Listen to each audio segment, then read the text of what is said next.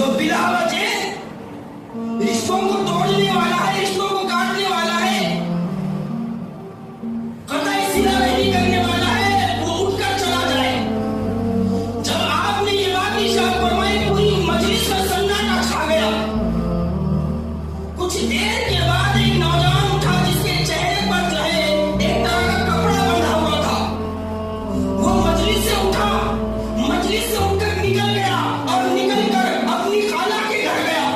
अपनी खाला के घर जाकर खटका दिया और खटका देने के बाद जब खाला ने दरवाजा खोला, खाला को सलाम किया। खाला परेशान है, ये मेरा भांजा था जो कई सालों से मेरे घर नहीं आ रहा था, मुझसे कतई ताल्लुक कर रखा था, लेकिन अचानक इसको क्या हो गया है। वो खाला के पास जाता है, खाला को सलाम करता है और कहता है, खाला मेरी गलतियों को माफ फरमा दे, मैंने आपसे कतई का ताल्लुक कर दिया था, मुझसे जो गलतियां हो गई है मुझे माफ फरमा दीजिए। अपनी माफी की तलाफी करके अपने खाला से जब लौटने लगा, खाला कहने लगी, ये बात तुमसे किसने कही है? तो कहने लगे, हजरत अबू हुरैरा रज़ियल्लाहु ताला दमिश्क की जामा मस्जिद में आए हैं और उन्होंने दर्द देने से पहले ये बात कही है, जो कतई ताल्लुक में मुब्तला है, जो रिश्तों को तोड़ने वाला है, जिनका रिश्ता जो है टूटा हुआ है, वो जाकर पहले माफी तलाफी करके आए, फिर मेरी मजलिस में बैठे। तो खाला कहने लगी, अबू हुरैरा से पूछो आपने ऐसा क्यों कहा।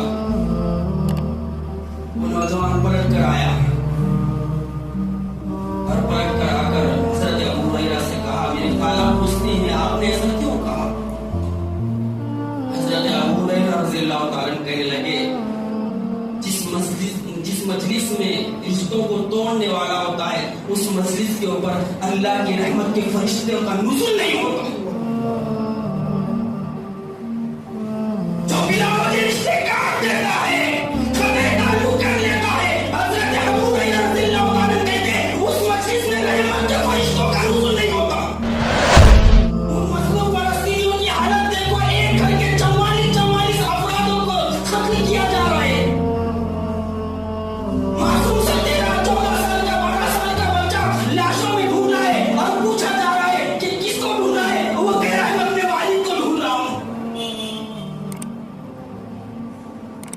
मैं अपने वालिद को ढूंढ रहा हूं। क्या ये जुल्म उड़ाएगा जाएगा? जी नहीं, अल्लाह रब्बुल आलमीन खाक में लगा हुआ है। इन्ना रब्बका लबिल मिर्साद, बेशक तेरा रब खाक में लगा हुआ है, जालिमों को पकड़ने में तैयार है, लेकिन वो ढील देता है, सुधर जाए, समझ जाए, ताकि वो गुनाहों से भी बच जाए और अल्लाह की भड़काई आग से भी बच जाए। लेकिन जब जालिम अपने जुल्म से बाज नहीं आते, अल्लाह रब्बुल आलमीन का अज़ाब आता है। और अल्लाह रब्बुल आलमीन ने ये बात इरशाद फरमाई, इन्नल्लाह ला यज़लिमु वलाकिन अन्नास यज़लिमून। अल्लाह रब्बुल आलमीन लोगों पर जुल्म नहीं करता, बल्कि लोग गुनाह करके अपने ऊपर अल्लाह का अज़ाब मुसल्लत करते हैं। अगर हमारे ऊपर मुसीबतें और परेशानियां आए तो याद रखें हमारे गुनाहों की पादाश में है। और उसका इज़ाला किस तरह कर सकते हैं? अल्लाह के दीन की तरफ। बुजुर्ग और नौजवान, अल्लाह रब्बुल आलमीन ने हमें सिराते मुस्तकीम पर चलाने के लिए अपने अंबिया को भेजा, अपने रसूलों को भेजा, अपनी किताबों को नाजिल फरमाया।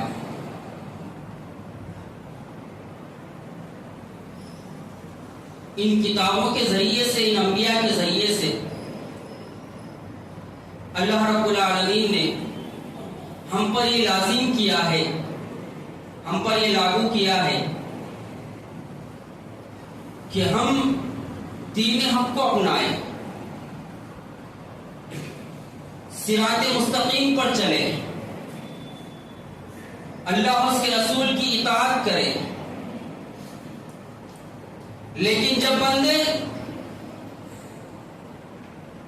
बगावत का रास्ता इख्तियार करते हैं,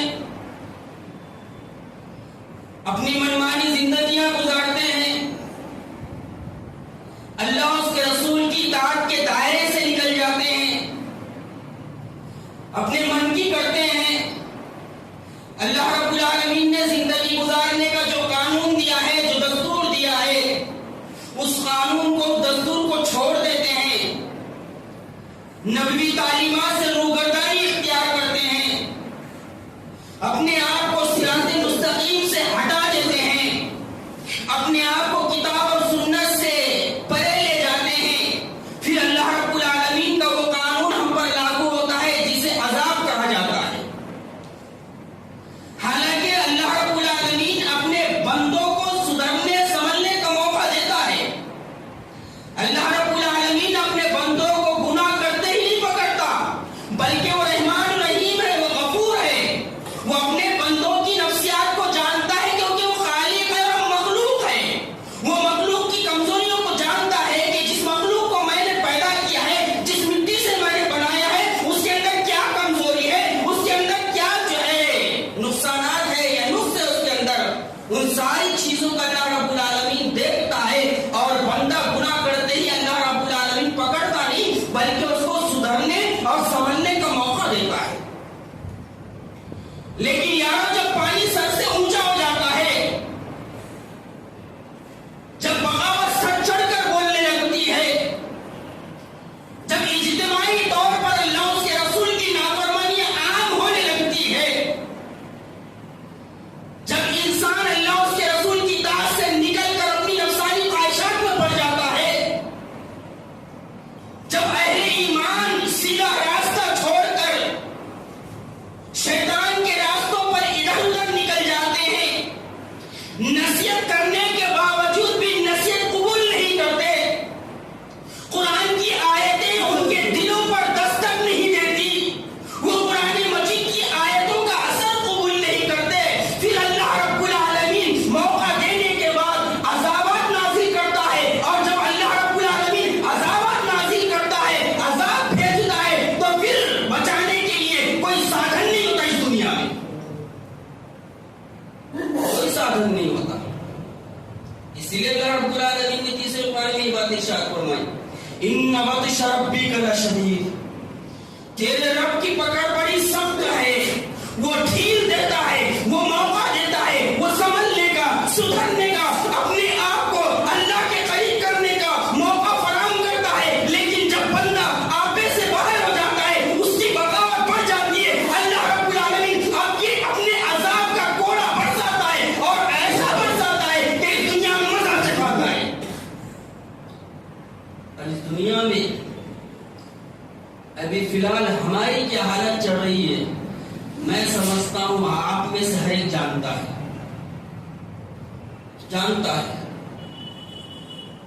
ہم اگر قرآن مجید اٹھائیں گے، قرآن مجید پڑھیں گے، قرآن مجید نے پچھلے قوموں کا جو تذکرہ کیا ہے، قوم نوح کا کیا قصور تھا، قوم ابراہیم کا کیا قصور تھا، قوم عاد و ثمود کا کیا قصور تھا، قوم لوط کا کیا قصور تھا، قوم شعیب کا کیا قصور تھا، قوم صالح کا کیا قصور تھا، فرعون کا کیا قصور تھا، حامان، شداد اور قارون کا کیا قصور تھا۔ ان کا قصور یہی تھا کہ انہوں نے اس دنیا میں اللہ کے مقابلے میں بغاوت کا راستہ اختیار کیا،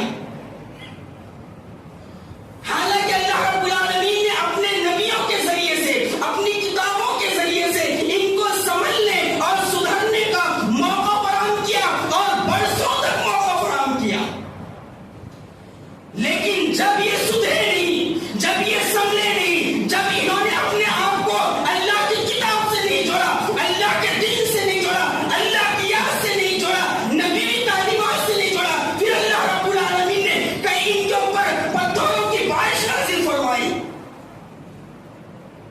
تو کہیں ان کو پانی نے غرق کر دیا،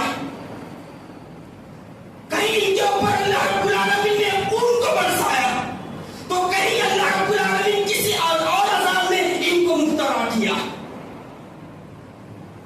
میں اور آپ اگر چاہتے ہیں کہ اللہ کے عذاب سے بچے، میں اور آپ اگر چاہتے ہیں اللہ کی پکڑ سے بچے، تو ہمیں چاہیے کہ ہم اپنے گناہوں پر نادم ہو جائیں، اپنے گناہوں پر شرمندگی کا اظہار کرے اور اللہ کی کتاب، اللہ کی یاد اور اللہ کے دین کی طرف پلٹنے کی کوشش کرے، پلٹنے کی کوشش کرے۔ بعض دفعہ ایسا ہوتا ہے ایک بندہ گناہ کرتے چلا جاتا ہے، اس کے باوجود بھی دنیا اس کے جیب میں آتے رہتی ہے، وہ دنیا میں عہدے حاصل کرتے رہتا ہے، وہ دنیا میں عیش کی زندگی گزارتے رہتا ہے، کھیت کھلیان بناتے رہتا ہے، گاڑیوں پہ گاڑیاں خریدتے رہتا ہے،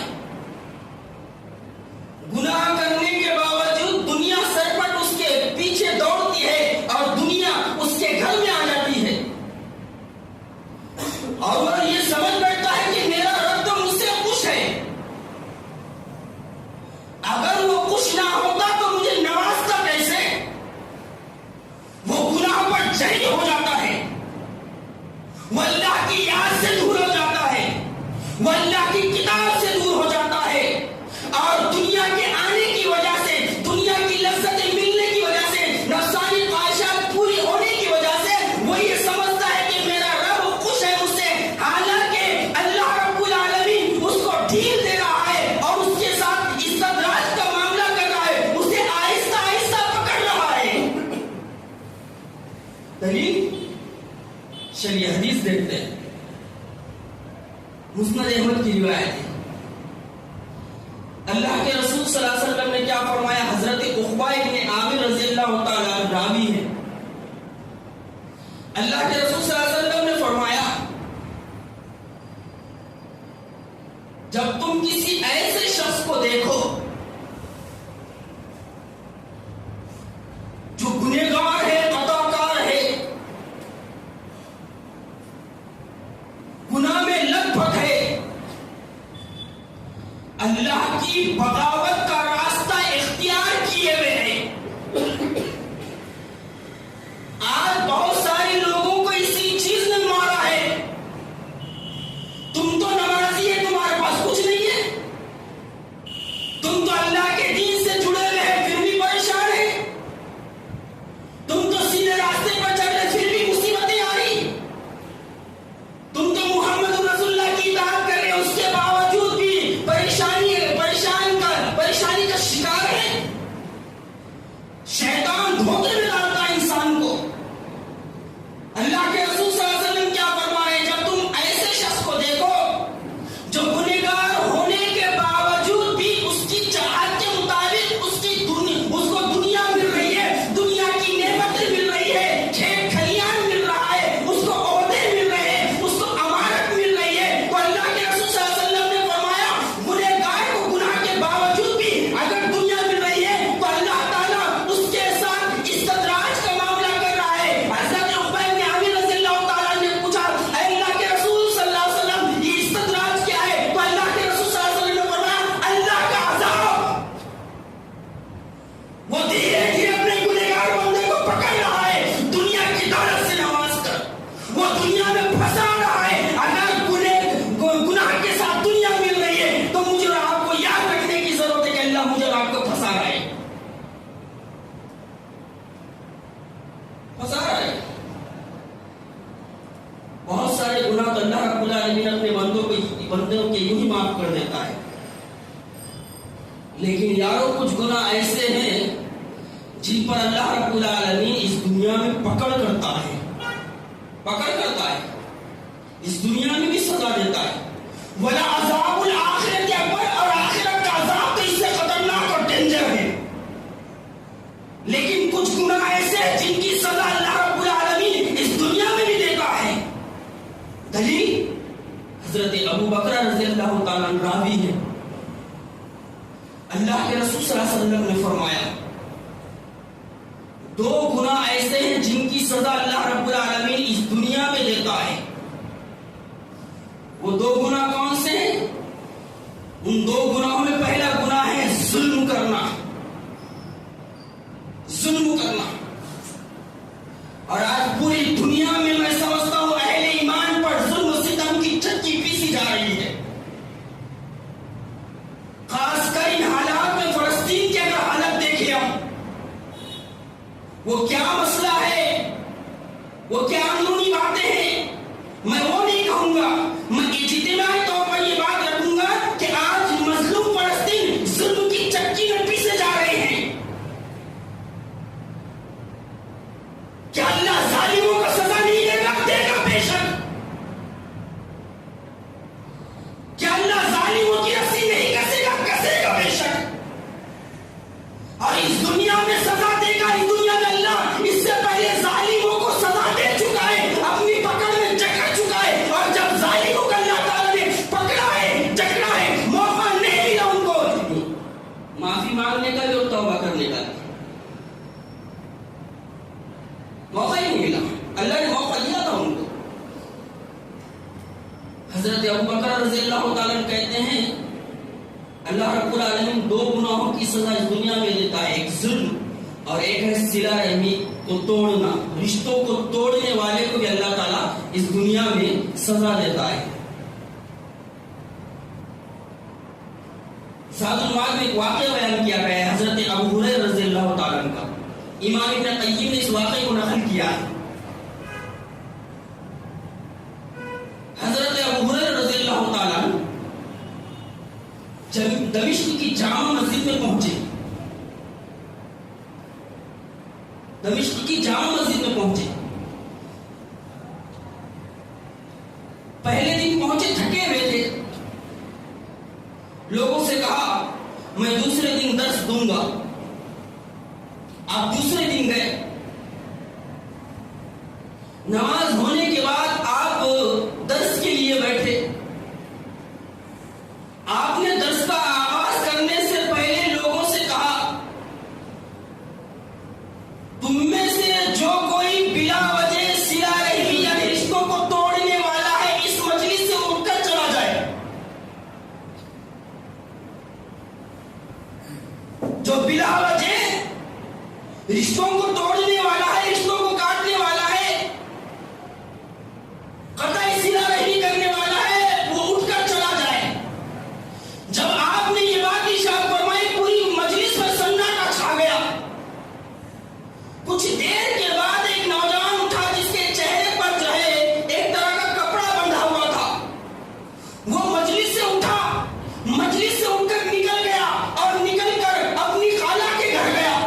اپنی خالہ کے گھر جا کر کھٹکا دیا اور کھٹکا دینے کے بعد جب خالہ نے دروازہ کھولا، خالہ کو سلام کیا. خالہ پریشان ہے، یہ میرا بھانجا تھا جو کئی سالوں سے میرے گھر نہیں آ رہا تھا، مجھ سے قطع تعلق کر رکھا تھا، لیکن اچانک اس کو کیا ہو گیا ہے. وہ خالہ کے پاس جاتا ہے، خالہ کو سلام کرتا ہے اور کہتا ہے خالہ میری غلطیوں کو معاف فرما دے. میں نے آپ سے قطع کا تعلق کر دیا تھا، مجھ سے جو غلطیاں ہو گئی ہے مجھے معاف فرما دیجیے. اپنی معافی کی تلافی کر کے اپنے خالہ سے جب لوٹنے لگا، خالہ کہنے لگی یہ بات تم سے کس نے کہی ہے؟ تو کہنے لگے حضرت ابو ہریرہ رضی اللہ تعالیٰ دمشق کی جامع مسجد میں آئے ہیں اور انہوں نے درس دینے سے پہلے یہ بات کہی ہے جو قطع تعلق میں مبتلا ہے، جو رشتوں کو توڑنے والا ہے، جن کا رشتہ جو ہے ٹوٹا ہوا ہے، وہ جا کر پہلے معافی تلافی کر کے آئے پھر میری مجلس میں بیٹھے.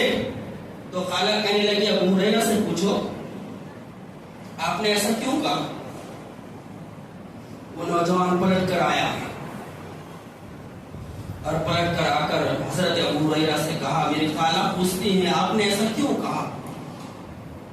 حضرت ابو ہریرہ رضی اللہ تعالیٰ کہنے لگے جس مجلس میں رشتوں کو توڑنے والا ہوتا ہے اس مجلس کے اوپر اللہ کی رحمت کے فرشتوں کا نزول نہیں ہوتا. جو بلا وجہ رشتے کاٹ دیتا ہے، قطع تعلق کر لیتا ہے، حضرت ابو ہریرہ رضی اللہ تعالیٰ کہتے ہیں اس مجلس میں رحمت کے فرشتوں کا نزول نہیں ہوتا. اللہ کے رسول نے فرمایا دو گناہ کی سزا دنیا میں ملتی ہے، ایک رشتوں کو کاٹنے والا اور دوسرا ہے ظلم کرنے والا. ظالم کو اللہ موقع دیتا ہے سدھرنے اور سنبھلنے کا، لیکن ظالم یہ سمجھتا ہے کہ میرے علاوہ اس دنیا میں کوئی ہے ہی نہیں۔ آج دنیا پر نگاہ دوڑاؤ، ظالم دندناتے پھر رہے ہیں، عیش کی زندگی گزار رہے ہیں۔ ان مظلوم فلسطینیوں کی حالت دیکھو، ایک گھر کے 44 افرادوں کو قتل کیا جا رہا ہے۔ معصوم سا 13 14 سال کا 12 سال کا بچہ لاشوں میں ڈھونڈ رہا ہے اور پوچھا جا رہا ہے کہ کس کو ڈھونڈ رہا ہے؟ وہ کہہ رہا ہے میں اپنے والد کو ڈھونڈ رہا ہوں، میں اپنے والد کو ڈھونڈ رہا ہوں۔ کیا یہ ظلم اڑائے گا جائے گا؟ جی نہیں، اللہ رب العالمین گھات میں لگا ہوا ہے۔ ان ربک لبالمرصاد، بے شک تیرا رب گھات میں لگا ہوا ہے، ظالموں کو پکڑنے میں تیار ہے، لیکن وہ ڈھیل دیتا ہے سدھر جائے سنبھل جائے تاکہ وہ گناہوں سے بھی بچ جائے اور اللہ کی بھڑکائی ہوئی آگ سے بھی بچ جائے۔ لیکن جب ظالم اپنے ظلم سے باز نہیں آتے، اللہ رب العالمین کا عذاب آتا ہے۔ اور عذاب کیسے آتا ہے؟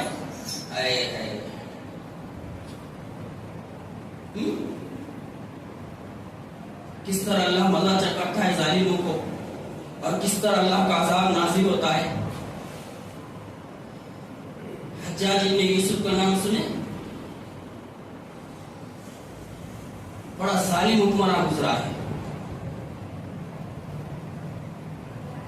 بڑا ظالم حکمراں گزرا ہے۔ بڑے بڑے صحابہ کرام کو شہید کیا، بڑے بڑے صحابہ کرام کو شہید کیا۔ حالانکہ کہا جاتا ہے حافظ قرآن تھا، واللہ عالم، عقل مند تھا،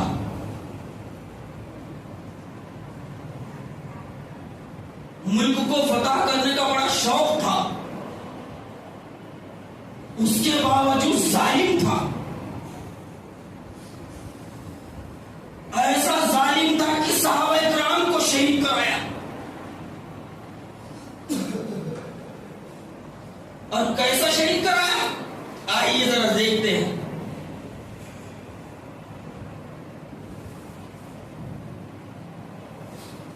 حضرت عبداللہ ابن زبیر رضی اللہ تعالیٰ عنہ، کون ہے حضرت عبداللہ ابن زبیر؟ حضرت اسما کے بیٹے ہیں رضی اللہ عنہ۔ حضرت اسما کون ہے؟ ہمارے آخری نبی کی سالی ہیں۔ کون ہے حضرت اسما؟ ام المومنین حضرت عائشہ صدیقہ رضی اللہ تعالی عنہا کی سگی بہن ہیں۔ کون ہے حضرت اسما رضی اللہ تعالی عنہ؟ ابو بکر صدیق کی آل خیر کی بیٹی ہیں۔ 100 سال کے قریب عمر ہو چکی ہے، آنکھوں کی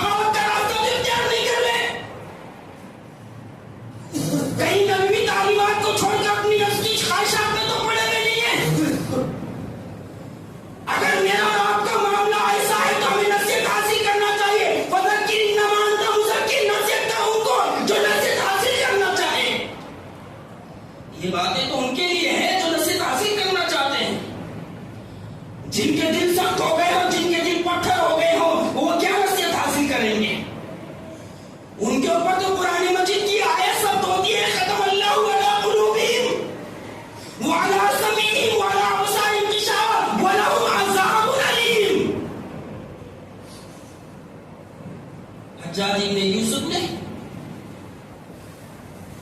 حضرت عبداللہ ابن زبیر کو شہید کر دیا اور کعبۃ اللہ کی دیوار پر لٹکا دیا. پیغام بھیجا حضرت اسماء رضی اللہ تعالی عنہ کے پاس. وہ بولی اسماء، تو نے اپنے بیٹے کو بھیجا تھا نا میرے مقابلے کے لیے، آجا دیکھ لے میں نے تیرے بیٹے کے ساتھ کیا معاملہ کیا ہے. اس کو شہید کر کے کعبۃ اللہ کی دیوار پر لٹکا دیا ہے. حضرت اسماء 100 سال کی عمر میں آئی اور دیکھتی ہے اور کہتی ہے کہ میرے بیٹے کا کرتا کہاں ہے. کہنے لگا حجاج ابن یوسف، ارے اس کا کرتا تو اس کے جسم پر ہے. تو حضرت اسماء رضی اللہ تعالیٰ عنہ کہنے لگی، اے حجاج ابن یوسف، میں کرتے کے بارے میں اس لیے بول رہی ہوں، جب میرا بچہ گھر سے نکل رہا تھا میں نے اس کو نصیحت کی تھی، میرے بیٹے جس کرتے جو کرتا پہن کر تو گھر سے نکل رہا ہے اسی کرتے میں شہید ہونا. اور میں نے اس کو نصیحت کی تھی کہ جب تو جنگ کے لیے جائے حجاج ابن یوسف کی خلاف جنگ کرے تو تیرے جسم پر زرہ نہیں ہونی چاہیے. اور میں نے میرے بیٹے کو نصیحت کی تھی کہ سینے پر حجاج ابن یوسف کا وار جو ہے اپنے سینے پر لگانا، پیٹھ پیچھے نہیں. اور حجاج، میرے بیٹے نے میری نصیحت کو قبول کیا ہے. میرا بیٹا اسی کپڑوں میں ہے جس کپڑوں میں وہ گھر سے نکلا تھا. میرے بیٹے کے جسم پر زرہ نہیں ہے اور میرے بیٹے نے تیر جو ہے وہ سینے پر کھائی ہے. یہ کہنا تھا. حضرت اسماء رضی اللہ تعالی عنہ ہنسنے لگی. ظالم حجاج ابن یوسف کے برقچے اڑ گئے. کہنے لگا غصے میں ٹینشن میں کیوں ہنستی ہو؟ جانتی ہو کس کے سامنے ہنس رہی ہو؟ کہنے لگی، او حجاج، اس لیے ہنس رہی ہوں کہ ذرا میرے بیٹے عبداللہ کو دیکھ، کعبۃ اللہ کی دیوار پر لٹکا ہوا ہے، آنکھیں کھلی ہے، اس کے باوجود تجھ کو للکار رہا ہے. میرا بیٹا شہید ہونے کے بعد بھی تجھ سے کہہ رہا ہے کہ میں مرنے کے بعد بھی تجھ سے لڑنے کے لیے تیار ہوں. میرے بیٹے کو دیکھ ذرا. اور میں اس لیے ہنس رہی ہوں کہ میں اپنے رب کا شکر ادا کرتی ہوں کہ میرا بیٹا کعبۃ اللہ کی دیوار پر لٹکا ہوا ہے. اس سے بڑی اور شہادت کیا ہو سکتی ہے. پھر رونے لگی. حجاج ابن یوسف کہنے لگا، وہ اسماء کمزور پڑ گئی، بوڑھی ہو گئی نا، نکل گئی ہوا، ہو گئی میرے سامنے پریشان. حضرت اسماء کہنے لگی، وہ ظالم، یہ تو پوچھ میں رو کیوں رہی ہوں. کہنے لگا، بتا کیوں رو رہی ہے رضی اللہ عنہ. میں رو اس لیے رہی ہوں کہ مجھے اللہ نے ایک بیٹا عبداللہ دیا تھا. اگر مجھے 70 بیٹے دیتا تیرے مقابلے پر لاتی اور وہ 70 بیٹے اللہ کے راستے میں شہید ہو جاتے، مجھے اللہ سے اور زیادہ خوشی ہوتی، اور زیادہ خوشی ہوتی. اللہ کا عذاب جو ہے ظالموں پر دھیرے دھیرے آتا ہے، اور جب اللہ پکڑتا ہے تو پھر موقع نہیں دیتا. اللہ نے مزہ کیسے چکھایا پھر حجاج ابن یوسف کو. حالانکہ قرآن مجید پر انعام لگایا، اتنا بڑا کام کیا، لیکن ظلم کی وجہ سے پورے نیکی اور خیر کے کام پیچھے چلے گئے.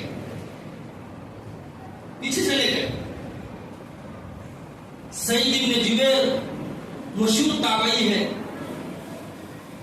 ایک دن کہہ دیا، اب ذرا دیکھو اللہ کا عذاب آتا کیسے. ایک دن کہہ دیا ممبر پہ سے کہ حجاج تو ظالم ہے. حجاج کو اس وقت ظالم کہنا یوں سمجھ لو اپنی گردن کٹوانا تھا.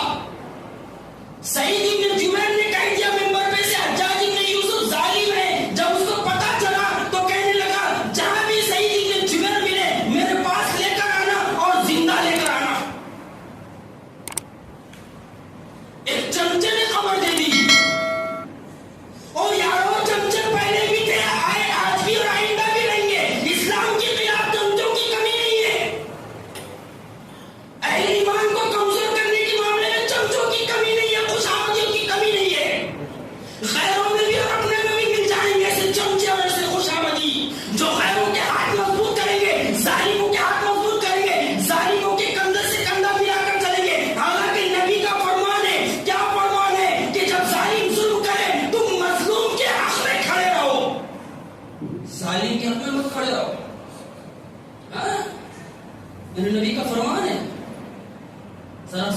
کس کے حق میں ہیں، کس کے ساتھ چل رہے ہیں؟ سعید ابن جبیر کو حجاج ابن یوسف کے لشکریوں نے پکڑا، پکڑ کر حجاج ابن یوسف کے سامنے پیش کیا۔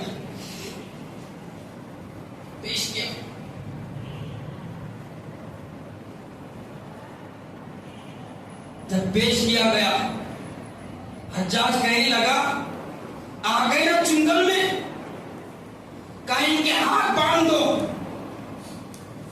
ان کے ہاتھ باندھ دو۔ ہاتھ باندھ دیے گئے۔ سعید ابن جبیر رحمت اللہ علیہ بیٹھے ہوئے ہیں۔ کہا تمہاری آخری کوئی خواہش ہے؟ کہنے لگے میں 2 رکعت نماز پڑھنا چاہتا ہوں۔ کہا ہاتھ کھولو، 2 رکعت نماز پڑھنے کی ان کو اجازت ہے۔ سعید ابن جبیر نے 2 رکعت نماز ادا کی۔ نماز ادا کرنے کے بعد قبلے کی طرف رخ کرے اور کہا، یا اللہ، میں نے اپنا چہرہ تیری طرف کر لیا ہے، کیونکہ تو ہی زمین آسمانوں کو پیدا کرنے والا ہے۔ اللہ، یہ حجاج نہ موت کا مالک ہے نہ زندگی کا مالک ہے۔ تو اگر موت نہ دے تو مجھے کوئی مار نہیں سکتا، اور اگر تو مجھے زندہ رکھنا چاہے تو کوئی مجھے مار نہیں سکتا۔ یہ سننا تھا کہ ٹینشن میں آ کر کہنے لگا، ان کا چہرہ پلٹو، ان کا رخ پلٹو۔ رخ پلٹا گیا تو کہنے لگے، اللہ اپنے علم کے اعتبار سے چاروں طرف ہے، میں جدھر بھی دیکھوں میرا رب مجھے دیکھ رہا ہے۔ اور آخری میں اللہ رب العالمین سے دعا کی، پروردگار عالم، حجاج نے نبی کے بڑے بڑے صحابہ کو شہید کر دیا، اس کا ظلم و ستم بہت زیادہ بڑھ گیا ہے، اس کی بغاوت بڑی بڑھ گئی ہے۔ اللہ یہ مجھے شہید کرنا چاہتا ہے، میرے شہید ہونے کے بعد اس کو اختیار نہ دے وہ کسی اور مسلمان کو شہید کرے۔ دعا مانگی، گردن مار دی گئی۔ اب ذرا دیکھو اللہ رب العالمین ظالموں کو اس دنیا میں سزا کیسے دیتا ہے، اور اللہ رب العالمین کا عذاب کس طرح نازل ہوتا ہے۔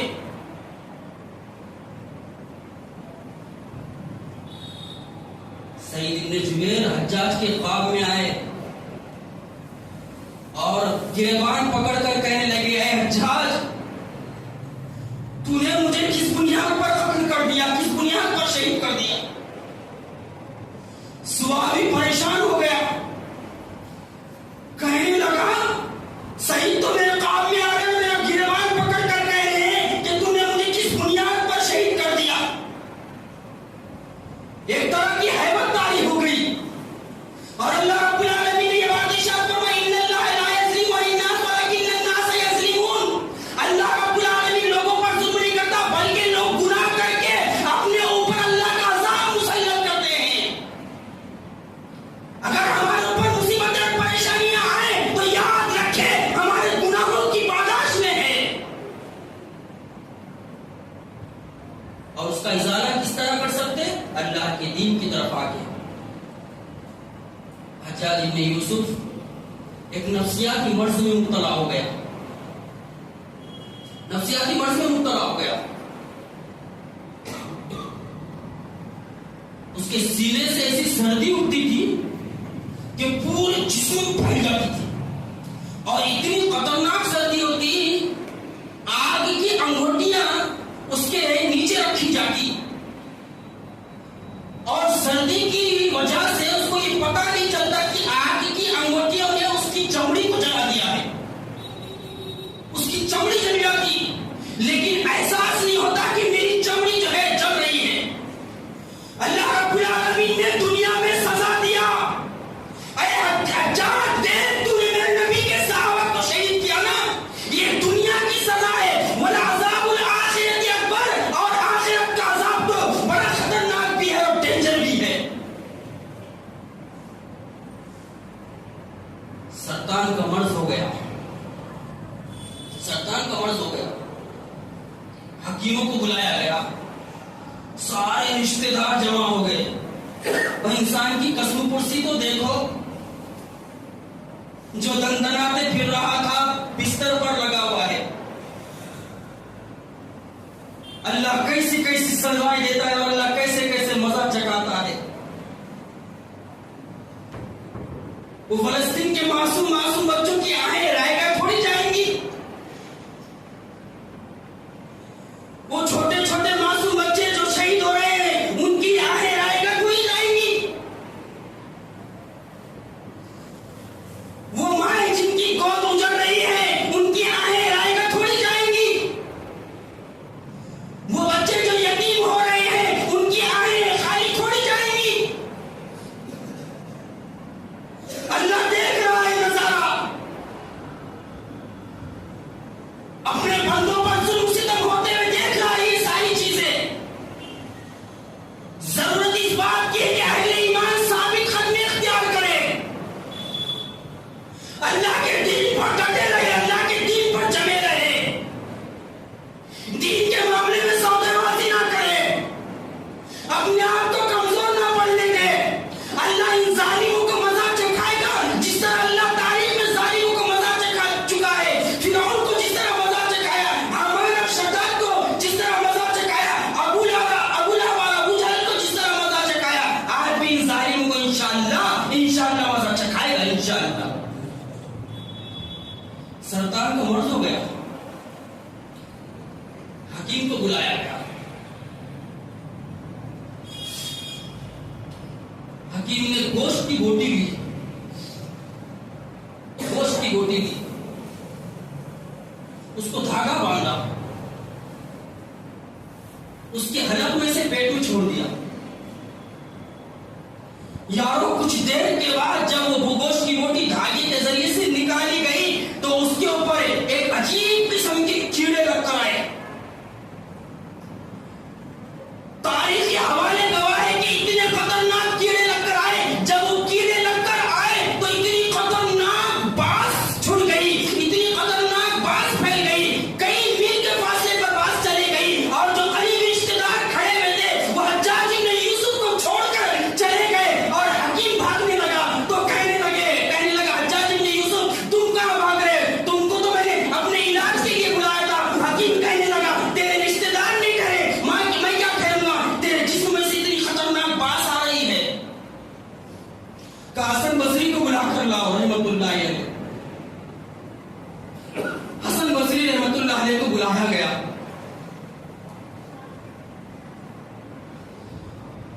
کہ حضرت میرے لیے دعا کیجیے.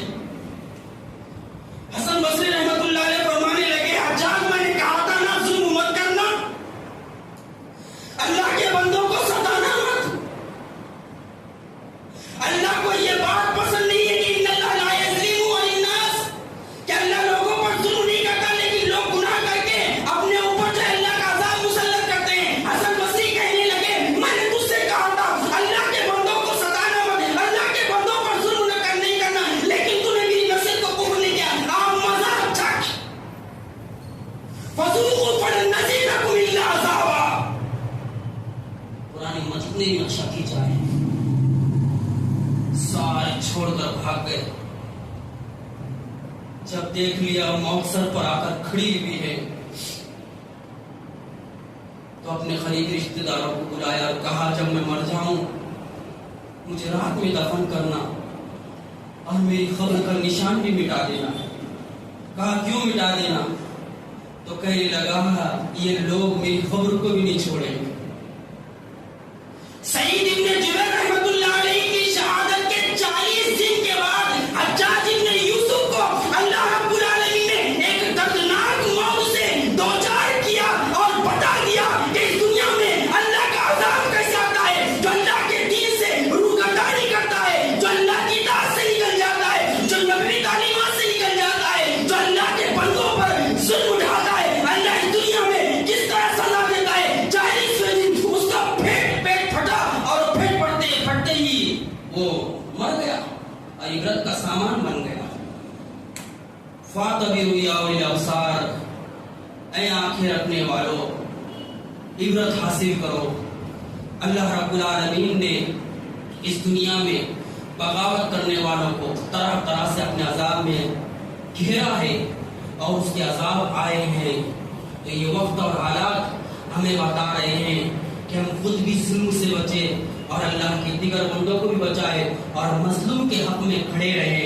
اللہ کے گھروں کو آباد کرے, اللہ کی کتاب سے اپنے آپ کو جوڑے رکھے, اللہ کی یاد سے اپنے آپ کو جوڑے رکھے. ایک اور بہترین واقعہ جو بہت ہی نصیحت آموز ہے لیکن وقت ہو چکا ہے, انشاءاللہ کبھی موقع ملا تو وہ واقعہ رکھوں گا آپ کے سامنے جو نصیحت سے لبریز ہے. بس اللہ رب العالمین سے دعا ہے کہ اللہ رب العالمین ہمیں اپنے عذاب سے بچائے.